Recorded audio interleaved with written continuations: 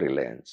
Okay. వాళ్ళు స్వయం పోషకులుగా ఉండేట్టు, హ్మ్. గౌరవప్రదంగా జీవించేట్టుగా వాళ్ళు ఆ హ్మ్. స్థాయికొచ్చే వరకు ఈ కార్యక్రమాలు చేయాలి. ఎవరెన్ని విమర్శలు చేసినా ఇది తప్పదు అని చెప్తున్నారాయన. హ్మ్. ఇందాక రాజశేఖర రెడ్డి గారి దినచర్య చెప్పారంట. అంటే మార్నింగ్ ఎక్సర్సైజ్ చేయడం, నైట్ 9 గంటలకు పడుకోవడం చెప్పారు. మిగతా టైంలో కలుసుకోవడం సెక్రటేరియట్ ప్రజలు కలుసుకున్నారు. మరి జగన్మోహన్ రెడ్డి గారి దినచర్య ఎలా ఉంటదంటారు ఆయనది మరి? కూడా పర్సనల్ డిసిప్లిన్ చాలా ఉంటది ఆయనది ఆ! గూడా. ఆయన గూడా ఆరోగ్యానికి సంబంధించి చాలా జాగ్రత్తగా ఉంటారాయన. హ్మ్. ఆయనకు దురలవాట్లేం లేవు. హ్మ్. ఆయన మందు జోలికి పోరు ఆయన. ఓకే. ధూమపానం లేదు. హ్మ్. ఇతరమైనవి లేవు. ఆయన రోజు జిమ్ జేస్తారు. జిమ్ చేస్తారంట. ఆ! ఆయనకు శారీరక సమ్మ శారీక శార శారీరకంగా దృఢంగా ఉండే, ఆరోగ్యంగా ఉండే అలవాట్లే ఉన్నవాయనకు. హ్మ్. నైట్ పడుకోవడం మళ్ళీ మామూలంట. 6 ఆయన గూడా కల్లా 6 తర్వాత మామూలుగా 6, 7 తర్వాత ఆయన గూడా హ్మ్. ఈ అధికార కార్యక్రమాలేం చేయరు. ఆయన చేయరు. గూడా తర్వాత హాలిడేస్ కూడా పెద్ద కూడా ఏమి కార్యక్రమాలు పెట్టరని ఆయన చెప్తున్నారు. దాదాపుగా అట్లా ఏం లేదు. హ్మ్. హార్డ్ అండ్ ఫాస్ట్‌గా బట్ ఒక సిస్టమ్. ఆ సిస్టమ్ ప్రకారం ఏదో హ్మ్. ఏమంటారు అరాచకంగా ఉండకుండా హ్మ్. ఒక పద్ధతి ప్రకారం అధికారులైనా సరే, ఉద్యోగులైనా సరే, ఎవరైనా సరే హ్మ్. ఒక భాగం కుటుంబంతోటి, వ్యక్తిగత జీవితంతోటి ఉండాలి. హ్మ్. వ్యక్తిగత జీవితంలో ఉండాలి అని అందరూ అట్లా ఉండాలని కోరుకునే ముఖ్యమంత్రి ఆయన. అది ఎంప్లాయీస్ కూడా తొందరగా వెళ్ళిపోమని వాళ్ళకి 6కో ఎప్పుడో వెళ్ళిపోమని చెప్తారు ఇప్పుడు తెలిసింది. ఎవరైనా కూడా రాత్రి 12 దాకా ఎందుకు పని చేయాలి? హ్మ్. ఇప్పుడు మనం సిస్టమ్ పెట్టుకున్నాము. ఉదయం 10 నుంచి 6 వరకు ఆఫీసు వేళల్లో అన్నప్పుడు 6కి వాళ్ళు పని పూర్తి చేసుకొని వెళ్ళి వాళ్ళ వ్యక్తిగత జీవితం చూసుకోవాలి. పిల్లల్ని చూసుకోవాలి. వాళ్ళ చదువులు చూసుకోవాలి. హ్మ్. లేదా ఇంట్లో భార్యను చూసుకోవాలి. లేకపోతే వాళ్ళ ఇతర సమస్యలు ఏమైనా ఉంటే చూసుకోవాలి. హ్మ్. వాళ్ళు 24 గంటలు పని చేయాల్సిన అవసరం లేదు కదా! హ్మ్. అవసరమైతే తప్పదు. బట్ అవునండి. వీలైనంత వరకు హ్మ్. మీరు మీ ఆఫీసు మీ ఉద్యోగ విధులు హ్మ్. ఈ సమయంలో చేయాలి. హ్మ్. మిగతా సమయం మీ కార్యక్రమాలు, మీ వ్యక్తిగత జీవితం. ఓకే అండి. భారతి గారు కూడా మీకు తెలిసే ఉంటది. ఎందుకంటే కొన్ని చాలా వరకు నాకు పెద్దగా పరిచయం లేదు వారితో. అంటే వారు హ్మ్. సాక్షి చైర్పర్సన్‌గా ఉన్న కాలంలో నేను సాక్షి టీవీలో, సాక్షి పేపర్‌లో హ్మ్. నేను కన్సల్టెంట్ ఎడిటర్‌గా పనిచేసినాను కాబట్టి, ఓకే. అప్పుడప్పుడు వారిని కలుస్తూ ఉంటాను. సౌమ్యురాలు ఎవరి వి అనవసరమైన విషయాల్లో హ్మ్. జోక్యం చేసుకోరు. హ్మ్. పెద్దగా పట్ల రాజకీయాల్లో జోక్యం చేసుకోవడం గానీ, హ్మ్. లేదా ప్రభుత్వంలో జోక్యం చేసుకోవడం గానీ ఇట్లాంటివి ఉండవు. రాజశేఖర రెడ్డి గారు జీవించున్నంత కాలం జగన్మోహన్ రెడ్డి కూడా ఏనాడు ప్రభుత్వంలో జోక్యం చేసుకునే వ్యక్తి కాదు. జగన్మోహన్ రెడ్డి ఏనాడు సచివాలయానికి వచ్చిన వ్యక్తి కూడా కాదు. హ్మ్. నిజానికి ఆయన హైదరాబాద్‌లోనే లేడెప్పుడు. ఆయన ఏదో తన వ్యాపార వ్యవహారాలు చూసుకుంటూ బెంగుళూరులో అక్కడ ఉండేవాడు గానీ, హ్మ్. ఆయన ఏనాడు ప్రభుత్వ విషయాల్లో జోక్యం ఆయనే గాదు. ఆయన కుటుంబంలో వాళ్ళ రాజశేఖర రెడ్డి గారి శ్రీమతి విజయమ్మ గారు గానీ, రాజశేఖర రెడ్డి గారి కూతురు షర్మిల గానీ, ఇతరులు గానీ ఎవరు ప్రభుత్వంలో జోక్యం చేసుకున్న దాఖలాలెక్కడ ఎవరు ఆ మాట అనే ఇదైతే లేదు. హ్మ్. వాళ్ళ భారతి గారైనా అంతే ఆమె. హ్మ్. వాళ్ళకి సంబంధించిన కుటుంబ వ్యాపారాలు ఏమైనా ఉంటే అవేమైనా చూస్తూ ఉంటారేమో గానీ, హ్మ్. ఆమె నాడు ప్రభుత్వంలో జోక్యం చేసుకున్నది, రాజకీయాల్లో జోక్యం చేసుకున్నది లేదు. సరే హ్మ్. గిట్టని వాళ్ళు బయట ఇవాళ మన మీడియాకు చాలా స్వేచ్ఛ, అవును. అపరిమితమైన స్వేచ్ఛ గదా! ఆ! ఇష్టారీతిగా మాట్లాడుతూ ఉంటారు. హ్మ్. అయితే మీరు ఇందాక చెప్పారు. షర్మిల గారు, విజయమ్మ గారు ఇప్పుడు కొద్దిగా జగన్మోహన్ రెడ్డి గారికి ఉన్న రిలేషన్ ఎలా ఉందంటారు ఇప్పుడు? వ్యక్తిగత సంబంధాల గురించి మనకేం తెలుసు, కుటుంబంలో ఏం జరుగుతుందని మనం హ్మ్. పోయి చూడం గదా! ఆ! కానీ ఆమె తన కార్యక్షేత్రం రాజకీయాలు హ్మ్. తెలంగాణకు మార్చుకున్నారామె. అవునండి. తెలంగాణలో తన భవిష్యత్తును వెతుక్కుంటున్నారు. హ్మ్. తెలంగాణలో ఒక పార్టీ పెట్టుకున్నారు. ఆ పార్టీ తరఫున రేపు వచ్చే నెల జరగబోయే ఎన్నికల్లో హ్మ్. మొత్తం 119 స్థానాల్లో పోటీ చేస్తామని చెప్తూ అంటున్నారు. ఉన్నారు. పాదయాత్ర చేసినారు తెలంగాణలో. హ్మ్. ఎట్లా ఉంటదో చూడాలి మరి. హ్మ్. ఎక్స్‌పెరిమెంట్ అది ఆమెది. మీ అంటే 45 సంవత్సరాలు జర్నలిస్ట్‌గా ఉన్నారు మీరు. అంటే షర్మిల గారి పార్టీ ఎలా ఉండబోతుందంటారు? ఏమన్నా ఐడియా ఉందా మీకేమన్నా? కష్టమండి. ఆ! తెలంగాణలో ఆ! ఇవాళున్న పరిస్థితుల్లో తెలంగాణ రాష్ట్ర సమితి ఏదైతే ఉందో హ్మ్. తెలంగాణ రాష్ట్ర సాధన కోసం జరిగిన ఉద్యమంలో హ్మ్. అగ్రభాగాన నిలిచిన రాజకీయ పక్షం అది. అవును. అప్పుడు ఉద్యమ సంస్థే అయినా తర్వాత అది ఫక్తు రాజకీయ పార్టీగా మార్చుకున్నాం మేమని ముఖ్యమంత్రి చంద్రశేఖరరావు గారు చెప్పినారు హ్మ్. చాలా సందర్భాల్లో. అది ఇప్పుడు అదొక రాజకీయ పక్షం. తెలంగాణ రాష్ట్ర సాధన కోసం ఉద్యమం చేసిన రాజకీయ పక్షం కాబట్టి హ్మ్. ఆ మేరకు దానికి ఉండే ప్రజాదరణ దానికి ఉంటుంది.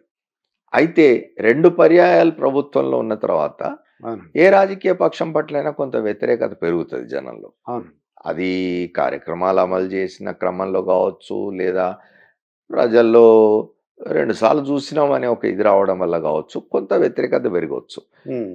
కాంగ్రెస్ పార్టీ కూడా ఇవాళ కొంత బలం తెలంగాణ. పుంజుకున్నది తెలంగాణ. తెలంగాణ ప్రాంతంలో. హ్మ్.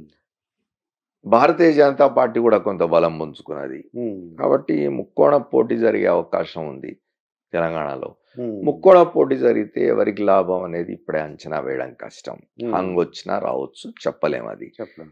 ఇట్లాంటి దీనిలో ఒక హ్మ్. భారతీయ జనతా పార్టీ జాతీయ పార్టీ, కాంగ్రెస్ జాతీయ పార్టీ, టీఆర్ఎస్ అంటే ఇప్పుడు బీఆర్ఎస్‌గా మారింది. హ్మ్. తెలంగాణ రాష్ట్రం సాధించిన పార్టీ. ఇన్ని ఈ 3 బలమైన పక్షాలు హ్మ్. తలపడుతున్న క్రమంలో షర్మిల గారి పార్టీ లాంటి వాటికి హ్మ్. అవకాశం ఉండేది లేదు. తక్కువ. ఉండదు. అది. హ్మ్. అది ఆవిడ గ్రహించలేకపోయిందండి ఆవిడ. ఆ! గ్రహించలేకపోయారా? గ్రహించగలిగి హ్మ్. పరీక్షించుకుంటున్నారా బలం తెలియదు మనకు గానీ, హ్మ్. ఏమవుతాడంటే దానివల్ల ఏదో ఒక పక్షానికి నష్టం కూడా జరగొచ్చు. అవును. కొన్ని ప్రభుత్వ వ్యతిరేక ఓట్ల తీసుకుపోవడం వల్ల హ్మ్. ప్రభుత్వాన్ని వ్యతిరేకిస్తున్న ఒక రాజకీయ పక్షాన్ని దేనికైనా నష్టం జరిగే అవకాశం కూడా ఉంటది. అయితే హ్మ్. అంత నష్టం చేసే విధంగా షర్మిల గారి పార్టీ బలోపేతం అయిందా తెలంగాణలో అంటే చెప్పడం హ్మ్. కష్టం. ఆ మధ్యన ఈ షర్మిల పార్టీని తీసుకెళ్ళి కాంగ్రెస్‌లో కలుపుతున్నారని అన్నారు గానండి? కనుక చర్చలు జరిగినట్టున్నవి. హ్మ్. వాళ్ళు కాంగ్రెస్ పార్టీ జాతీయ స్థాయిలో కాంగ్రెస్ పార్టీ రాజశేఖర రెడ్డి గారి కుమార్తె కదా! అవునండి.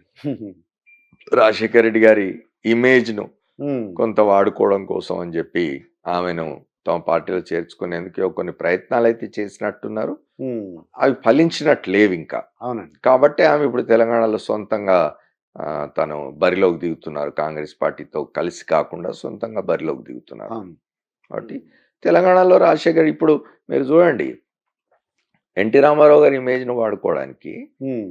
పురంధేశ్వరి గారిని బీజేపీ వాళ్ళు ఆంధ్రప్రదేశ్‌లో అవును. అధ్యక్షురాలిని చేసినారు అవును. బీజేపీకి. ఇప్పుడు అదా కాన్సెప్ట్ వాళ్ళది. అట్లా హ్మ్. తెలంగాణలో కూడా ఏమన్నా రాజశేఖర రెడ్డి గారి ఇమేజ్ వాడుకోవడానికి హ్మ్. బహుశా హ్మ్. షర్మిల గారిని పార్టీలో చేర్చుకొని కాంగ్రెస్ పార్టీ తరఫున ప్రచారం చేయిద్దాం, తిప్పుదాం అని అనుకుని ఉంటారు గానీ, మరి అది హ్మ్. ఎందుకు సాధ్యపడలేదు? వాళ్ళ మధ్య టర్మ్స్ అండ్ కండిషన్స్ ఎందుకు కుదరలేదో మనకు తెలియదు. తెలీదు. అయితే రాజశేఖర రెడ్డి గారికి ఒక ఆత్మ అని ఉండేవాడు. కేవీపీ రామచంద్రరావు గారు. నా ఆత్మీయ కేవీపీ రామచంద్రరావు అనేవారు. అవును.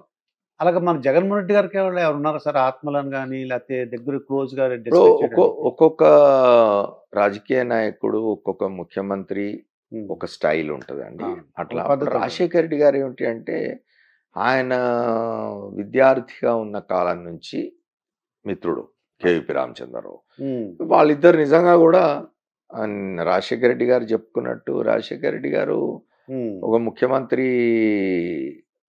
కాంగ్రెస్ ముఖ్యమంత్రే. హ్మ్. ఆయనకు రాజశేఖర రెడ్డి గారికి మధ్య విభేదాలుండేవి హ్మ్. రాజకీయంగా. స్వపక్షంలోనే. అట్లాటప్పుడు రాజశేఖర రెడ్డి గారితో మాట్లాడడానికి హ్మ్. పిలిస్తే వెంట రామచంద్రరావు గారిని తీసుకుపోయినారట. హ్మ్. తీసుకుపోతే ఆ ముఖ్యమంత్రి మనిద్దరం మాట్లాడుకుందాం, ఆ వ్యక్తి ఎందుకు మన మధ్య ఆ! అన్నాడు. అంటే అప్పుడు రాజశేఖర రెడ్డి గారు చెప్పినారట, అది నా హ్మ్. ఆత్మ అని చెప్పినారట. అక్కడి నుంచి ఈ అది. ఆత్మ అనేది బాగా ప్రచారమైంది. హ్మ్. రాజశేఖర రెడ్డి గారు కూడా బయటికి చెప్పేవాడు ఆ మాట. రామచంద్రరావు గారు కూడా చాలా సార్లు చెప్పినారు కదా, హ్మ్. నన్ను రాజశేఖర రెడ్డి ఆత్మగా భావించినాడు అని. అవును. ఏదన్నా అంటే సలహాల గురించి ఏదన్నా తీసుకునేవారా మీరు? వాళ్ళిద్దరూ చాలా నిజానికి కేవీపీ రామచంద్రరావు హ్మ్. రాజశేఖర రెడ్డితో ఉండడం వల్ల రాజశేఖర రెడ్డి గారికి హ్మ్. చాలా స్ట్రెస్ ఫ్రీగా ఉన్నాడాయన. అంటే ఓకే. చాలా విషయాల్లో హ్మ్. వ్యవహారాల్లో, ప్రభుత్వ నిర్వహణలో, హ్మ్. ఇతర సమస్యలొచ్చినప్పుడు వాటిని పరిష్కరించే క్రమంలో హ్మ్. రామచంద్రరావు గారు కూడా ఒక మనిషి తీసుకునే స్ట్రెస్ ఇద్దరు తీసుకునేవాళ్ళు. అదే. ఇద్దరు కలిసి అవును. పనిచేసినారు బాగా. హ్మ్. జగన్మోహన్ రెడ్డి గారి విషయంకొస్తే అండి వైవీఎస్ అని ఉన్నారు. అంటే వైవి సుబ్బారెడ్డి గారు, వి అంటే విజయసాయిరెడ్డి గారు, ఎస్ అంటే సజ్జల రామకృష్ణారెడ్డి గారు. వీళ్ళు సలహాలు పాటిస్తున్నారు. ఎక్కువగా వీళ్ళే మాట్లాడుతుంటారు అని అంటుంటారు. హ్మ్. అంటే ఏ విషయం మాట్లాడాలన్నా వీళ్ళే చూస్తుంటారంటారు. అట్లా వీళ్ళు ఏం గూడా లే షాడో ముఖ్యమంత్రులు అలా అంటుంటారు. అట్లా ఏం లేదండి. షాడో అంటే ముఖ్యమంత్రులని ఏమి ఉండరు ఇప్పుడు. హ్మ్.